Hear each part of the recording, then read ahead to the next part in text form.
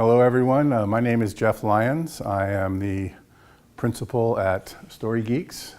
I'm a writer and I work in the publishing and film and television industry, and I have for many years. And I also am a trainer in the Enneagram in business, which I've taught for management teams, individuals, organizations, and so on. Where I teach the principles of this thing I'm going to introduce to you today. Now, we only have a 20-minute talk, so we're not going to get into the super details. But what I'm addressing here today is what's called the new cross-culturalism. And the tool that I'm going to show you is a particular tool that lends itself very effectively and very powerfully to being able to respond to the demands of this in the world. And the world has increasingly become more multicultural and screaming for diversity, and individuals, organizations, educators, companies are all looking for tools and ways to respond appropriately to those demands. Because it's not just about becoming politically correct, it's the bottom line. It's human relationships. It's becoming something you can't not pay attention to. So that's what we're here to talk about today. There are lots of questions people have when they try to address this problem within an organization or within themselves. And again, I want to stress that this isn't just for groups of people. This is also a tool that can be used individually for individual change. But there are lots of questions that people have when they approach something like this. And the questions, the responses to those questions are very typical. When I ask people, when was the last time you had a big argument with someone? And is that an argument you've had before? Many times. Have you ever really resolved what the underlying issue was of that argument? We keep having it. Okay, that's one hint. How do you work with groups of people on teams? Are you part of a team right now that's a team from hell and no one can seem to figure out a way to get people to work together? Got that going on right now at work. And people do what they do. They just cope because they don't necessarily have the tools to begin to come up with answers and solutions to how do you get past that argument that you keep having every 5 months? How do you get past those team members who are obstructionist and that's the only thing they seem to really enjoy doing? So those are the kinds of questions that this is about addressing. So related to those questions, how do I get past those fights? How do I get past that dysfunctional team? How do I figure out my personal patterns that are getting in the way of all the... There are other issues. And one of my favorite metaphors to use is not LAX on a busy holiday, but the metaphor of baggage. So let me tell you a little story about luggage, okay? Because this is something you do every single day, okay? You get up, you brush your teeth, take your shower, get your breakfast together. I think some of you know what I'm going to talk about. And when you leave the house, you don't just pick up your briefcase or your purse, you also pick up your baggage. And you throw it in the car, you throw it on the bus, you throw it on your bike, whatever you've got, and you take it with you, and then when you get to the office, you throw those bags in the cubicle, or you drop them in the conference room, and people are tripping over your bags all day long. But what's also going on is you're tripping over theirs. Everybody's got bags, and the baggage doesn't care where you are. It's part of who you are. And when you're not aware, when you don't know the triggers, when you don't understand the patterns, your collection looks like this. And you don't know what bags are what. They're just bags. And these are metaphors for all the patterns that you carry around with you, all the beliefs, all the attitudes, all the thoughts, feelings, actions, action patterns that you carry out with your family, at work, if you're a student at school with your professors or with other students. And it's chaotic. There's no order to the mess. And what I'm going to be showing you here is a process and a methodology and a system that you can use to give order to that chaos and not put judgments on the fact that you have those bags. okay? Because we've all got them. It's not right or wrong, good or bad. It's be conscious. Know what it is you have. Know what it is you're working with. Know what the strengths are. Know what the weaknesses are. And then know what to do with those, okay? Patterns, patterns, patterns. Now, we are pretty smart monkeys, okay? And one of the things we're really, really good at is pattern recognition. Now, lots of animals can do that, but we have the ability to really deal with esoteric patterns and look at something like behavior and that sort of thing. And one of the things we've done over the eons is we've discovered a model of human behavior, which is called this thing, the Enneagram. It's been around a long, long time. I'm not going to get into all the history and all the nuances and all of that, because if you type in Enneagram on the internet, you'll get 8 billion results. It's a huge, huge thing. It's used in companies, major corporations, in political organizations, individuals, in education.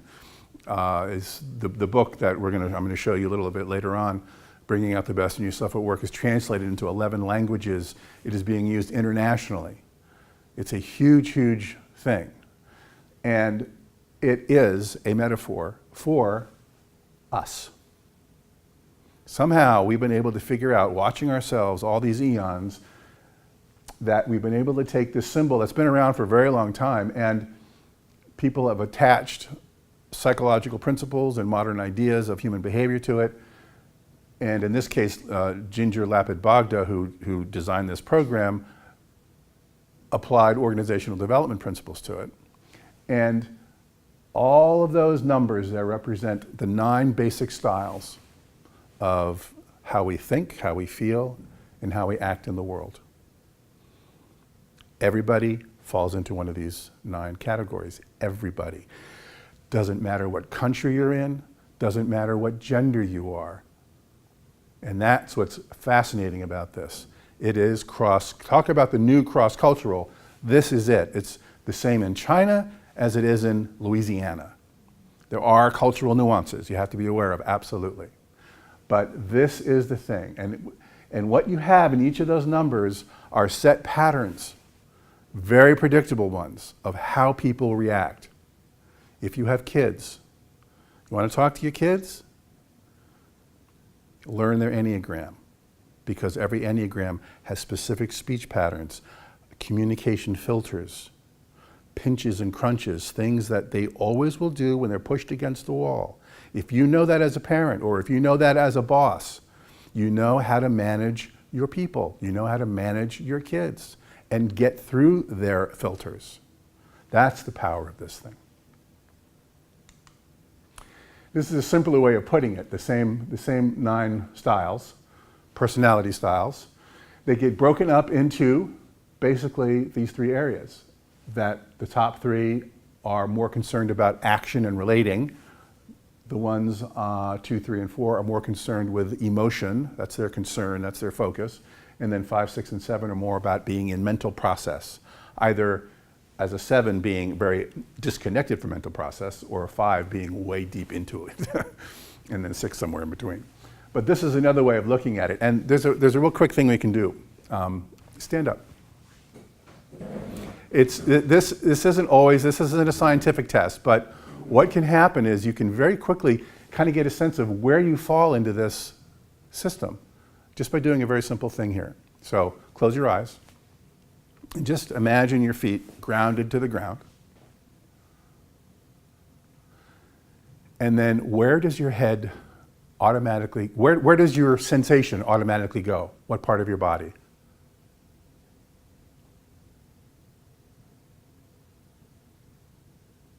Head, heart, or stomach area, or belly button area.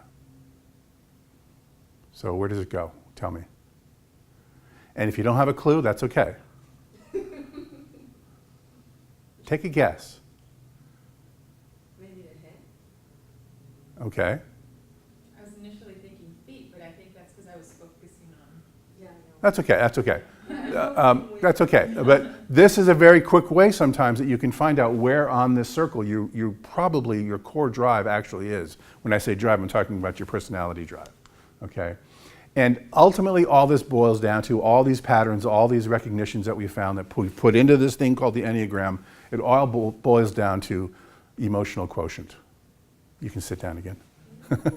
Yeah, your emotional quotient. In Time Magazine, did this, and they just nailed it. It's not your IQ. It's not even a number. Your emotional intelligence may be the best predictor of success in life, redefining what it means to be smart.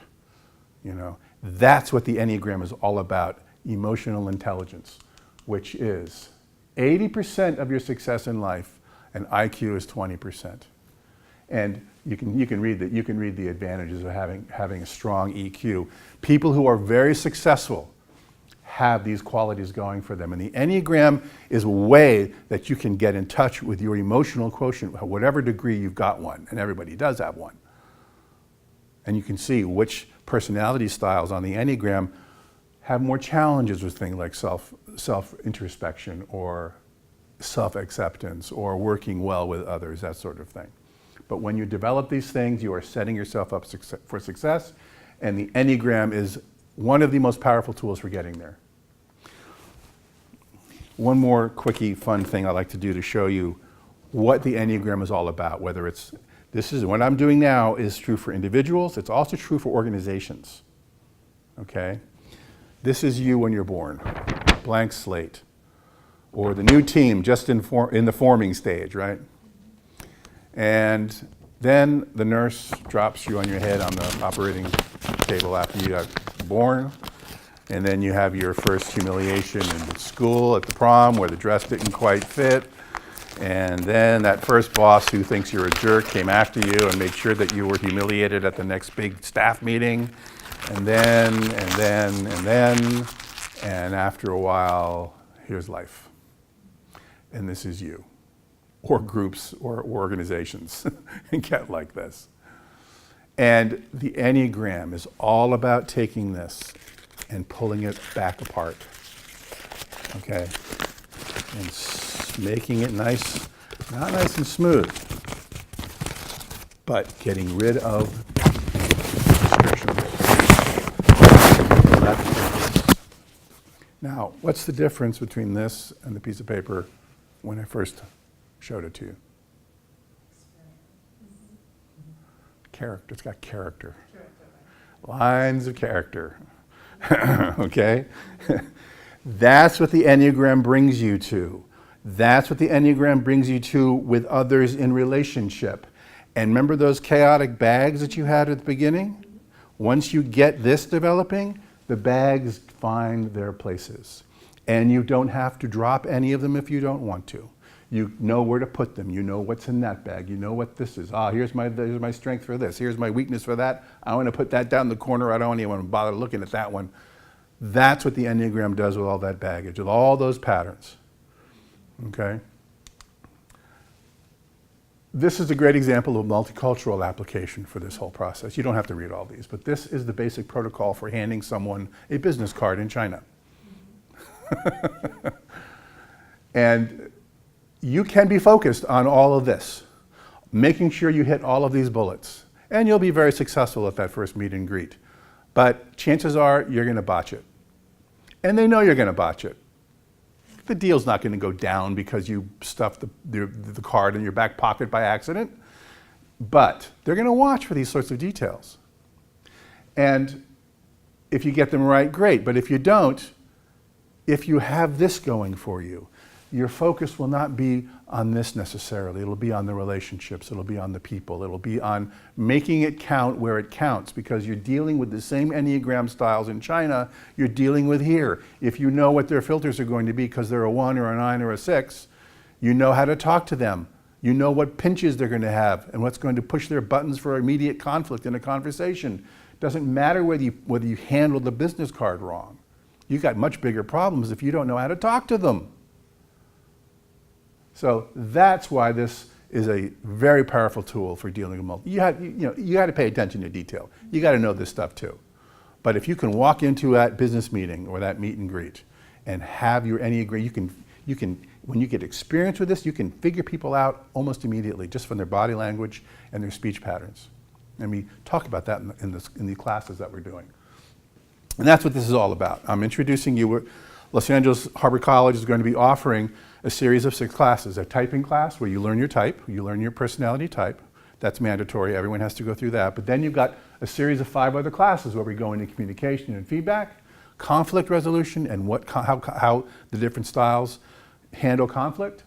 Teams and team building, we have a lot of experiential things where we go into fun exercises where we do team building and you see how people's team roles and their team tasks operate in team settings. And it's a lot of fun. It's a lot of fun to do that. But it also helps you understand why your teams aren't working at work, you know. And then there's a whole leadership piece that we're going to be talking to as well. And that leadership thing will also be spun off later as a 6-part series all by itself. And then a final one on change, on how you can actually take all the learning that you've gotten with this and use it for personal transformation and change. Okay, because again, it's not just about, you know, the touchy-feely of, you know, personal growth. It's, you know, you bring your bags to work with you. You know, nothing changes until you do.